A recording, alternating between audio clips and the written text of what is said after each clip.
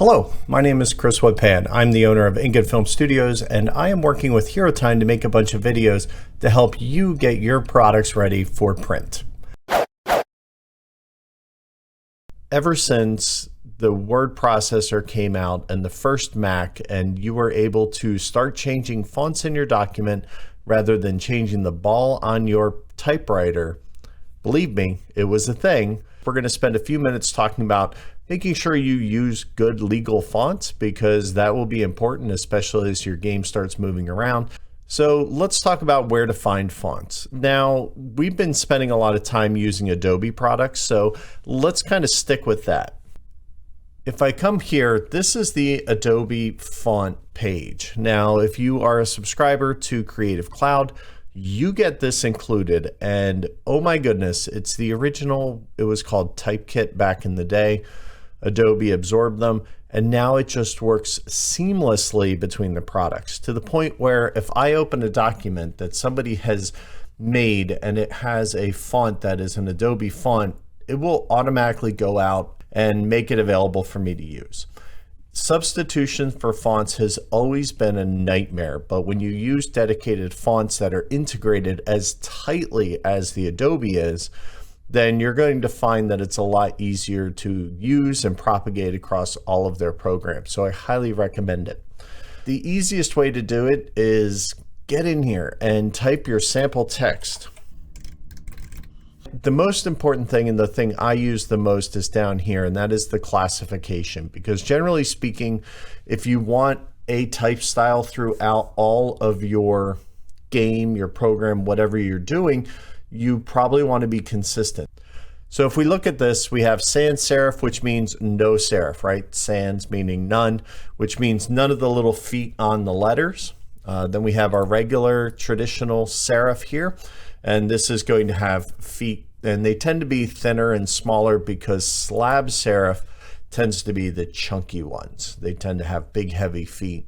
Script is exactly that. I am very frugal with using script because handwritten fonts don't read well typically, and as you get smaller, they read horribly well. Hand, everybody's heard the Comic Sans joke. Okay, if you're doing something that's a little call out, they can be cute, but for the most part, you want to avoid that.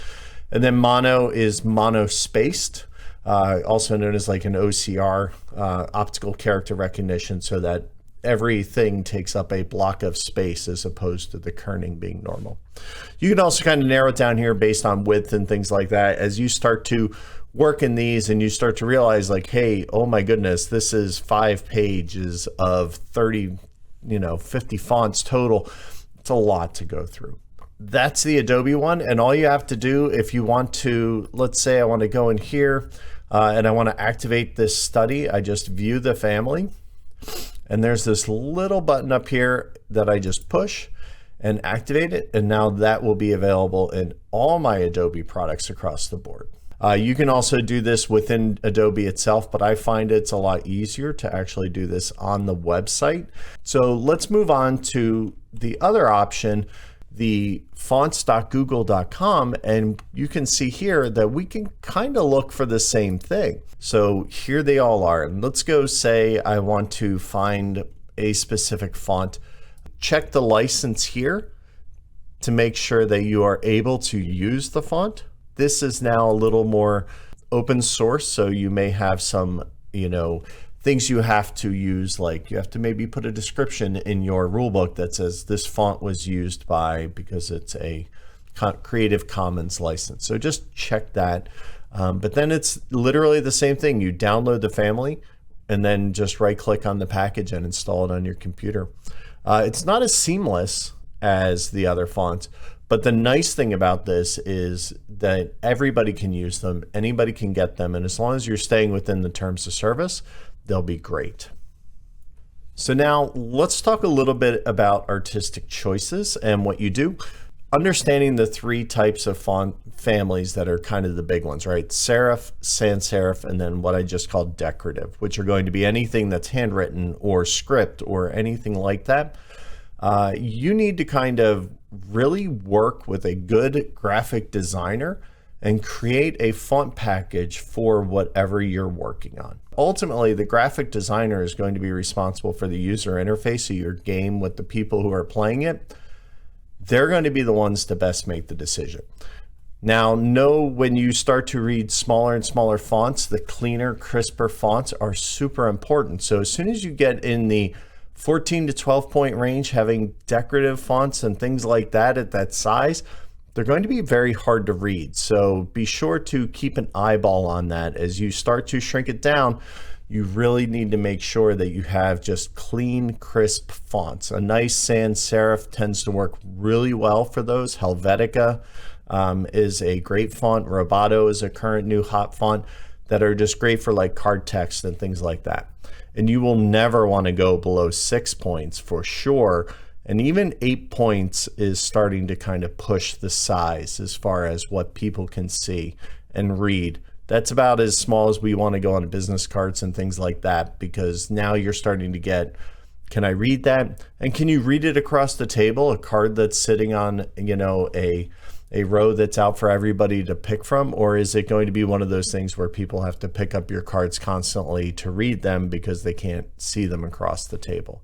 So having good readability from a distance is going to be key. And remember, not everybody has great eyesight. It happens, right? Think about the text in your rule book and things like that. And think about the font families and the hierarchy you want to have so that you don't need to keep repeating the same font, okay? You're not going to, your entire game theme is not going to be conveyed just through one font and its use in your rule book.